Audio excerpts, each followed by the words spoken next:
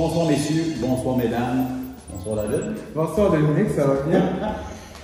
Ça va très bien, très bien. Vous voyez qu'on a des vrais sourires au visage. Écoute, ça fait longtemps que j'ai ce concept d'émission-là, je peux dire. Puis des années que je me dis, il faut que je me trouve un petit endroit, un petit sujet, du monde intéressant à interviewer. Tu sais, à l'époque, j'ai déjà même passé avec Guylaine Gagnon. Oh mon Dieu! Dieu merci, le projet a mûri. Puis là, 10 ans plus tard, ben, il se retrouve que jamais on aurait pu imaginer ça. Tu sais, t'avais dit ça il y a 10 ans, il y a 5 ans, que moi j'allais être dans le domaine de l'immobilier et que toi dans le domaine de la politique. Exactement, hein? Deux artistes qui sont multidisciplinaires, quoi. Exact. Puis ces deux métiers, tu me diras si tu es d'accord avec ça, là, que si on choisit pour les bonnes raisons, je pense que c'est une bonne chose même que la vie m'amène à ce métier-là aujourd'hui, avec tout ce que j'ai acquis, le passage de vie que j'ai traversé. C'est un métier autant d'un ordre que, je sais pas, policier, avocat, où est-ce que tu te retrouves avec une responsabilité, tu es au service des gens, autant que tu peux rendre service, tu peux changer des vies qu'à l'inverse. Absolument, absolument. C'est gratifiant tout en étant rempli de grandes responsabilités. C'est ça, exactement. Toi qui moi et la femme de ménage. Est-ce qu'on vire la caméra? Puis les gens comprennent. Ah ben oui, hein, c'est sûr que le studio est bien propre. Ouais, et là, est-ce que j'ai chié la patente? Ouais, hein. Est-ce que c'est encore drôle? C'est encore là, c'est toujours aussi bien. Anyway, on n'a pas la prétention de dire que ce qu'on fait, c'est professionnel. Tu sais, on a de toute façon ce seul budget important, c'est du cœur. Mais tu es toujours professionnel, mais c'est authentique, tu vois, on sait qu'est-ce qui sort, qu'est-ce qui se passe, tout le monde est intéressé à entendre le bruit, donc voilà, on ne cache rien. Ouais, c'est ça. Même si je pense qu'il était curieux. C'est pas du vrai ménage qu'elle faisait là. Elle s'est dit, ah, elle a l'air d'avoir le cœur à bonne place, on allait voir ça plus près. On lui laissera notre carte d'affaires. Donc, toi et moi, on a des dates, on ne peut plus importantes qui arrivent à grands pas. Mois d'octobre, début octobre, moi le 1er octobre. Et moi le 3 octobre. Qui commence? Oh mon Dieu, ben, moi c'est quand même un peu attendu. Hein?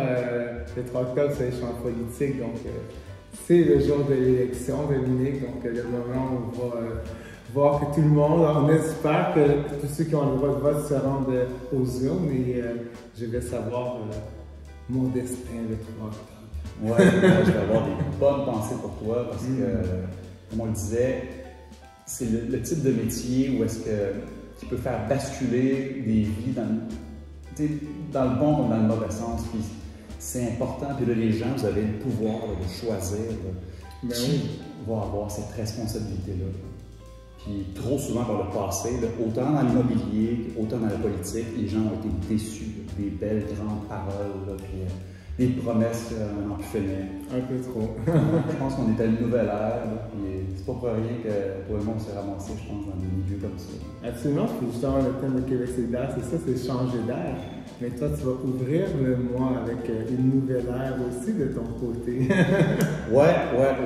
Donc, monsieur s'est marié avec Québec solidaire, et moi, le 1er octobre, je vais me marier avec ma charmante fiancée. Ouais. Catherine, puis toi avec Manon, c'est ça? Ah, Manon, Gabriel, on verra bien. Qui sera l'heureux élu? Ah, je suis marié à ma circonscription Westmount-Saint-Louis. C'est tout ça. Ouais. Mais non, félicitations pour ton mariage. C'est une belle et grande étape, ça. Ouais, je pense que autant ça que le domaine immobilier, si c'était arrivé il y a peut-être 5-10 ans où j'aurais été un parcours différent, là, point de vue expérience, puis bagage personnel, ça n'aurait peut-être pas donné le meilleur des résultats. Tu sais, des fois, vient à point qui s'est d'attendre, c'est ça? Absolument. Je pense que c'est bien dit, hein, parce que souvent, surtout en amour et tout, des fois on va être pressé, puis même en politique, ça prend plusieurs mandats parfois. Mais Il y a les choses arrivent au bon moment. C'est ça. Il y a des pressions sociales, là, souvent, qu'on s'impose nous-mêmes. Des fois, c'est des pressions qui sont même plus de nos mœurs, là, ça date, mais c'est ancré en nous, comme le mariage. Comme faire des enfants aussi, pas juste le mariage. Il ne faut juste pas être pressé pour le mariage, c'est bien de le faire. Moi, j'y crois, puis il ne faut juste pas le faire pour la volonté des autres, mais pour soi. Hein. Tout à fait, c'est ça. Puis même comme toi, si tu avais eu, moi, une famille en immobilier ou toi en politique, tu aurais dit let's go, France, mon gars, vas-y. Puis là, il t'enligne vers ça, puis toi, t'es peureux. Ou que tu dis je veux les impressionner. Tu es motivé, mais pour les mauvaises raisons. Là. Mais c'est très bien dit, parce que dans les deux cas, en tant que c'est par de politique, immobilier, mariage et tout, si tu fais pour impressionner la galerie, c'est souvent la tendance. On nommera pas de nom. Malheureux rapidement. On nommera pas de nom, mais on en connaît. Monsieur Trump, je sais pas, peut-être pas juste des bonnes motivations. S'il voulait faire forte impression, ça a marché. Tant bien que mal. On ne reviendra pas sur le sujet de Guylaine peut-être pas la bonne impression en 30 secondes, mais. Ouais, en plus, 3 ans, ça a duré. 2 ans. Ça dirait beaucoup trop longtemps. Ouais. Exactement. Exact. Ça veut dire que si vous nous faites confiance, mesdames et messieurs, on ne décevra pas. Absolument. Avec une bonne marge dans ta réception, puis le chaos total, comme ce que c'est, on va se situer vraiment du bon côté. Est-ce que ce serait peut-être le temps de passer des petites questions, justement, petites questions que j'ai recueillies. Ah oui, c'est bien ça. Ouais. Là, tu as le droit de skipper une seule question. Si jamais c'est trop compromettant, c'est pas pire, plus chanceux. Première émission. On va voir ça. On va nous voir tout ça. J'ai pas lu ces questions-là du tout. Ça vient de notre entourage. Peut-être des gens que tu connais, peut-être que moi je connais. Plusieurs sphères de la société. Donc exactement. Donc, la première question. Vous autres, là. 3 petits points. Je vais essayer de le lire peut-être avec l'intonation. Le temps du président, oui. Vous autres, là, Québec solitaire. Ça va avec les autres fautes que je ne sais pas. Québec solitaire, vous prônez l'environnement, puis la verdure. Voulez-vous bien dire ce que vous faites avec ça, toutes ces pancartes-là? Oh! Ouais. Effectivement, c'est peut-être une question qui n'est pas bête. C'est une bonne question, je l'ai bien saisie, mais c'est une bonne question parce que les pancartes, premièrement, nous, on a toujours un devoir de les enlever à une date précise après l'élection. Il ne faut pas que ça reste trop longtemps. Mais je vous dirais que beaucoup de personnes, Dominique, vont prendre les pancartes aussitôt que l'élection est terminée. Pour les mettre au feu? Ah non. Une bonne récupération qui se fait pour assurer justement à monsieur ou madame. Les pancartes sont un bon isolant. Donc, les organismes communautaires vont souvent les prendre puis vont s'en servir pour différentes activités pour des personnes un peu plus démunies. Ouais, j'ai visité une couple de maisons ces derniers temps, là, éloignées à petit montant de prix d'achat. J'y vais avec mes clients des fois. Et ça serait peut-être après les élections, je vais peut-être passer, t'aider à en décrocher quelques-unes, peut-être. Je ne vais pas le mettre entre les murs, mais bien sur les fenêtres l'hiver, apparemment, ça peut être un bon cours au milieu de mettre du collant, du ruban autour de vos fenêtres. Là. Il y en a qui vont mettre ça. Monsieur veut faire la promotion à l'année longue. Hein, c'est ça, si vous voulez me voir mon visage un peu partout. Et j'ai entendu dire même que c'était utilisé par certains chasseurs pour les camps de chasse. De façon plus amusante par les garderies, peut-être pour faire du bricolage avec les enfants. Donc, oui, les pancartes sont récupérées, donc Québec solidaire est totalement éco-responsable dans la gestion de ces pancartes. Fait que les enfants à la galerie, profitez-en parce que c'est peut-être le seul temps où vous allez pouvoir barbouiller, faire des dessins sur des visages de politiciens. Exactement, c'est ça. C'est pas légal en France, si quelqu'un se fait prendre. Il y a des amendes, je pense, pour ça. C'est pas légal, et puis je ne sais pas dire combien l'amende. Mais moi, à date, j'essaie de toucher du bois, c'est quelque 30 000 total. Mais c'est quelque chose qui est non seulement illégal, mais ça brime la démocratie. Parce que chaque personne qui est sur la pancarte, son but, c'est de représenter les citoyens de la circonscription. Donc, tu t'attaques aux valeurs du parti, mais ça s'attaque aussi à tous ceux qui ont les mêmes valeurs et qui ont envie d'entendre le message du candidat. Ouais, même si bon, pour certaines personnes, ils vont considérer un certain parti comme pourri dans l'âme, qui est au pouvoir depuis trop longtemps, puis on sait que leurs promesses, leurs paroles, c'est de la... Je mettrais une petite bite pour censurer. Holy shit! Je dirais comme Michelle Obama a dit, when they go low, we go high. So voilà, on peut pas leur laisser dire n'importe quoi, mais vaut mieux qu'ils le fassent à visage découvert, comme ça on voit qui sont les partis les plus responsables. C'est vrai ça. Pour résumer la question, si vous leur barbouillez la face, ben, ils ne seront plus à visage découvert. Laissez-les donc se compromettre. Voilà. Parlant de se compromettre, il reste une autre petite question. Excellent. OK. Ma conjointe et moi, on a décidé de louer plutôt que d'acheter. On s'est dit qu'on ne voulait pas être dans quelque chose de trop vieux non plus. Fait qu'on s'est dit qu'on allait aller vers une propriété récente. Oui. Donc, ouais, je pense que je vois ce qu'il en est. Là. Il fait référence aux 5 ans et moins. Puis là, ça dit ici que justement, leur loyer était à 1 200 $ par mois, ce qui était convenable, compte tenu de l'état de la propriété, puis le modèle récent. Mais figure-toi donc que, ouais, je connais cette problématique-là. Ça a passé d'un bail à un autre. Habituellement, il faut y aller avec soit le coût de la vie ou avec ce qui a été engendré comme dépense là, au niveau. Puis là, ben, ils sont passés de 1 200 à 2 000 $ du jour au lendemain pratiquement pour renouveler le bail. C'est du genre, on ne vous met pas dehors, mais on vous incite fortement à faire un choix. Ça, je trouve ça tellement aberrant parce que. Puis tu sais, on sent les mains liées, là, puis j'ai ça. Moi, c'est tellement comme... Je sais pas si on réussi, ils m'ont mis une petite puce dans le cerveau pendant les études avec l'OACQ comme courtier immobilier, mais l'argent que je peux faire, que je m'en fous, c'est secondaire, mais c'est vraiment, il faut que le client soit protégé, qu'il fasse des transactions, le cœur léger de la tête aussi, justement, léger, donc moi, justement, je prends soin de tout ça, mais on a tellement peur de les envoyer dans des guet-apens. Est-ce qu'il y a quelque chose de votre côté que vous pourriez faire? À ce niveau-là, ce que tu passes, c'est sur le bail, la clause F. Ça, Québec solidaire a travaillé beaucoup pour faire enlever ça, pour faire en sorte que, je pense là que le gouvernement l'a baissé à 3 ans, un immeuble de 3 ans.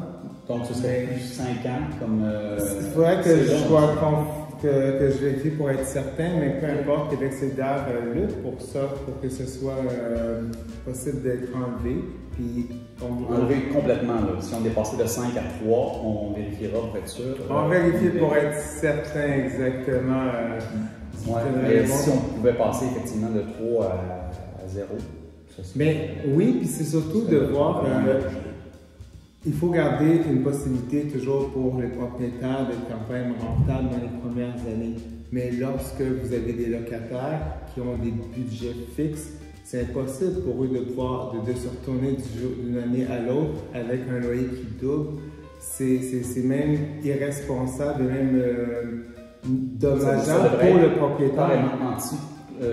Anticonstitutionnel, c'est ça le mot? Mais quasiment, exactement, parce que le propriétaire peut se retrouver avec des locataires qui pensaient certains qui vont quitter, puis après de reconvaincre des locataires qui auront à accepter, à se raffamilier avec quelqu'un. Donc, je pense que des fois, ça n'aide pas à une bonne cohésion, une bonne conversation entre propriétaires et locataires. Exactement. Autant ceux qui font les lois que ceux qui semblent de bonne foi, là, autant le propriétaire qui va prendre sa salade qu'un politicien ou qu'un courtier fait affaire avec moi pour vendre votre maison. Peu importe si ça vient du promoteur immobilier, lui n'a pas le choix de suivre, ou si c'est un plan organisé, là, ou si c'est arrivé comme ça, c'est bête pour tout le monde.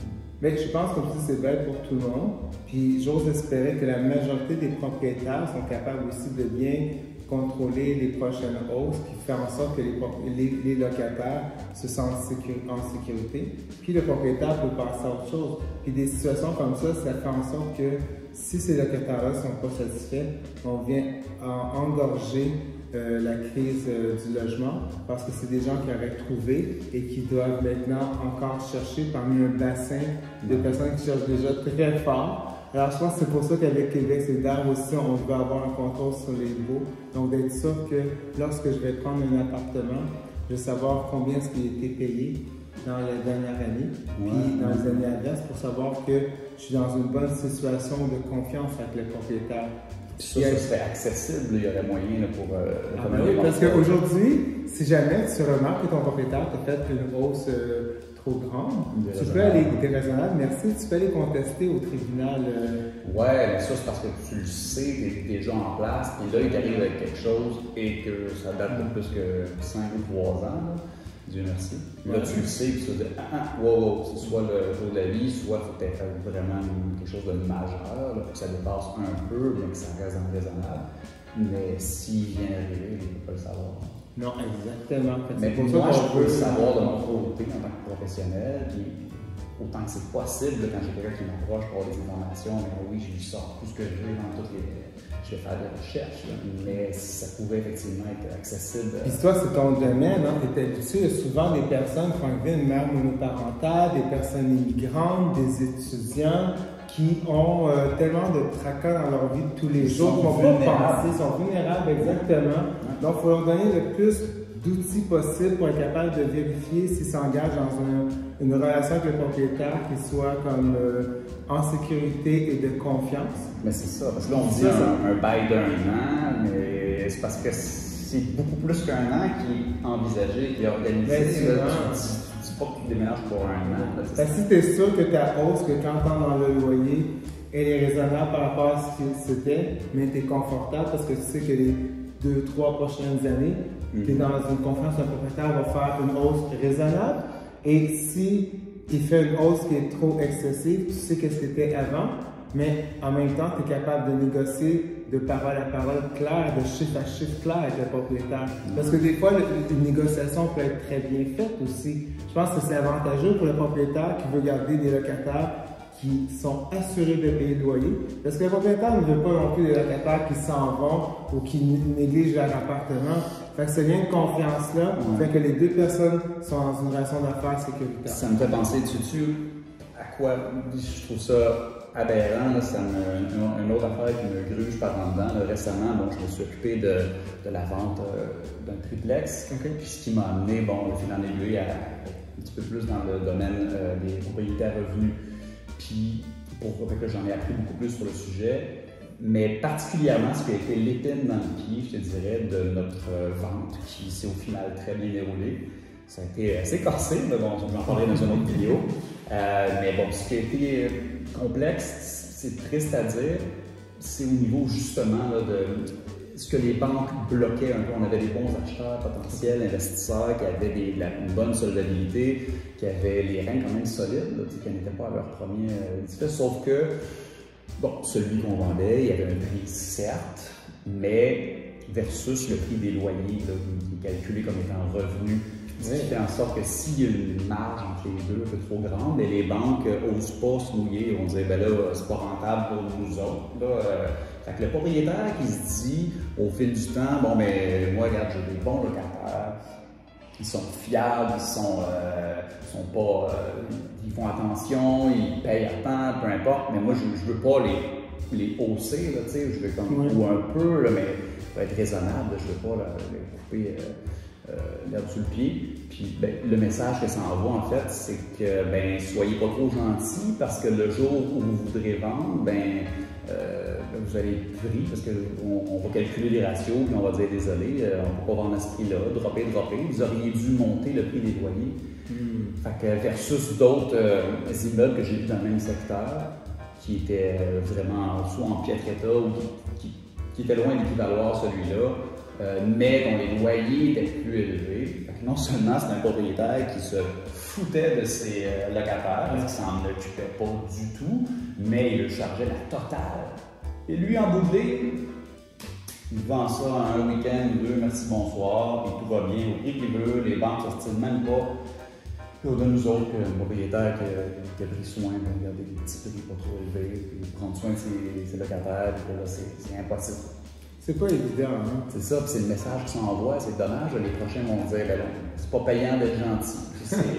Moi, je m'efforce d'amener l'opposé de ce message-là, là, de dire je pense que bon. ça reste payant d'être gentil, puis quand c'est pas évident parce que justement pour les propriétaires, avec toute la hausse du coût de la vie, puis des fois si parce que quelqu'un veut partir à sa retraite, veut vendre, il faut réussir à trouver un bon équilibre. Et Québec solidaire, on est pour qu'il y ait des rénovations, puis que les propriétaires puissent réussir à continuer à faire des affaires. Ce qu'on veut pas, par contre, c'est qu'il y ait des rénovations. Puis ça, c'est ça, dans l'exemple qu'on a, absolument une bonne nuance. Donc, dans l'exemple, si le propriétaire veut vendre et faire une augmentation de ses loyers, il faut voir avec qu'est-ce qui fait en sorte que les loyers peuvent être augmentés. Est-ce qu'il y a des rénovations? Parce que sûrement l'autre personne qui va acheter aura des rénovations à faire. Mais entre les deux, les locataires qui ont bénéficié d'un coût, ça a été aussi des clients, si je peux dire, fidèles, qui ont apporté un revenu fidèle. Il ne faut pas faire une rénovation, donc les mettre à l'extérieur. Il faut être capable de compenser le temps s'il y a une rénovation, donc que ce soit leur trouver des chambres d'hôtel, des choses comme ça. Ouais. Mais après, dans la hausse des prix de l'autre propriétaire, il doit rester quand même d'une façon équilibrée avec ce qu'il était. Donc, c'est pas de ne pas hausser les textes. Non, parce que. Débarrasser des gens. Là. On exactement. va à l'hôtel pour 2 semaines, finalement, c'est rendu 2 ans. Parce que le hausser les prix, c'est une chose. Tu peux le faire en respectant la hausse de la régie du logement. Et c'est toujours bénéfique d'avoir, dans ce cas qui nous occupe, des locataires qui soient aussi fidèles, que tu sais qu'ils vont bien prendre soin de ton bloc appartement et que tu sais qu'ils vont payer de façon régulière. Mais une augmentation drastique n'est pas nécessairement mieux pour un propriétaire qui va faire une hausse trop haute et que la personne, si elle juge que pour ce qu'elle a, elle paye déjà trop cher. Elle va juste prendre trop de temps, il va avoir un roulement quotidien dans son bloc qui n'est pas nécessairement bon. La confiance n'est plus là, autant pour celui qui s'est fait avoir, puis qui en parle tout le monde. Lui, après ça, systématiquement intentionné, il se dit ah, j'ai eu ce que je voulais, j'ai fait une petite part, sauf que le message s'est passé. Puis, autant pour lui que pour les autres, après, les gens vont être plus réticents. Et le gros problème qu'on a, qu'on essaie de régler, c'est pas tant les propriétaires comme ton exemple, qui c'est des gens qui ont fait leur argent, qui veulent poursuivre vers une retraite en vendant leur immeuble. C'est souvent ceux qui vont acheter ces immeubles-là, vont les rénover et vont en faire des immeubles de Airbnb et qui vont faire en sorte qu'il n'y aura plus de cohésion sociale, qui va avoir une diversité sociale dans les quartiers. C'est ça qui est important aussi, de penser au milieu de vie dans lequel les gens vont être. C'est des gens qui vont connaître leurs voisins parce qu'il n'y a pas un roulement constant avec des appartements de style Airbnb. Une fois que je vais tenir une offre d'achat à un client, ben, je vais toujours faire une petite recherche exhaustive. Je dis bien que petite et exhaustive, ça ne marche pas dans la même case, mais en profondeur. C'est ça. Oui. Souvent, c'est ce que je vois dans les règlements de déclaration de propriété pour les immeubles de condo, interdit locatif à court terme. Sous-texte Airbnb, ils ont eu trop de troubles avec ça. Des fois, ils écrivent carrément, on n'en veut pas. Ça. Même pour vous, dans votre domaine, ça ne doit pas être évident de pouvoir. Tu trouves une belle maison pour un client, puis tu te rends compte qu'il y a un beau condo, mais tu te rends compte que dans ce bloc-là, c'est du Airbnb. Donc ton client ne sait pas si le week-end prochain il va avoir une fête à côté de lui ou si après ça fait un couple de personnes tranquilles. Ah ben non, on revient. Donc là, tu vends une tranquillité de quartier, mais tu te retrouves avec des gens qui ne sont pas responsables. De là, l'importance aussi de mon côté de vraiment savoir où je les envoie, là, pas me dire juste comme une transaction, merci, bonsoir, c'est ça, j'aime mieux quitte à avoir moins de transactions complétées, mais tu sais, dans la qualité plutôt que dans la quantité. Ouais, donc ça se disait, comme tu dis, c'est une petite recherche, mais le faire en profondeur. C'est ça, exactement. Ouais, fait que ça va ressembler à le bout de la fin quasiment, mais bon, avant de vous quitter, premièrement, j'y pense comme ça. On va en profiter, on va se faire de la petite promo, parce qu'on a quelque chose à montrer. Allez. C'est tout frais sorti de l'imprimante ici. Vous avez... Ouais, mais ça fait trop comme un but de soi.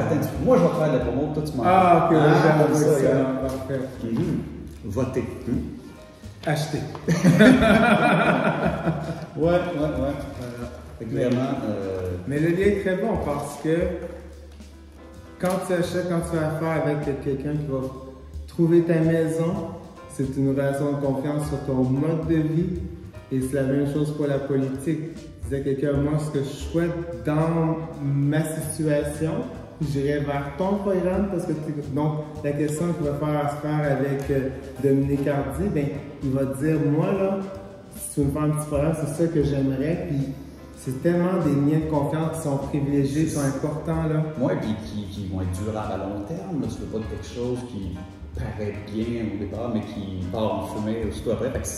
C'est important justement de faire les bons choix avec des personnes qui ont des valeurs qui rejoignent les nôtres. La raison pour laquelle tu es mon premier invité. Ah, mais ça me fait plaisir et je suis vraiment content d'être. Je partage beaucoup plus de valeurs avec toi que si ça avait été Guylaine Gagnon. Ah, bon, tu vois, et je suis un peu moins controversé, donc c'est super bien. Pourquoi je parle encore d'elle? Ah, mon Dieu. Je suis, je pense. Donc ça va faire des bons hashtags. Ouais, fait que là, on vous quitte là-dessus. Puis, ouais, c'est ça. Au montage, vous verrez si on a eu le temps de le faire. Il se pourrait que non. Au pire, on coupera ce bout-là. Ou on le gardera, ça va être drôle. Et on dirait que j'ai des scènes au-dessus des yeux à cause des éclairages. Mais j'en ai pas du tout, vous voyez? Ah non, il est bien réveillé, quoi. Bref, on va vous montrer. On vous laisse des images. Moi et David, on est des coquins. On est allé faire du porte-à-porte là, pour les gens du coin. Mais pas juste pour les embêter. Pas du tout pour les embêter. Ah ben non. Surtout pour les informer. Ouais, les informer, mais les gâter aussi. Ouais, on est allé faire des petites distributions de tout. On s'est amusé. Sur ce, merci. Merci Bonne soirée David. à tous. Hey, merci. Félicitations, la première. Wow. Yes. On n'a rien brisé en plus. Ouais. Super. C'est bien passé. Rien brisé, tout est parfait. Peut-être juste le téléphone. Oups!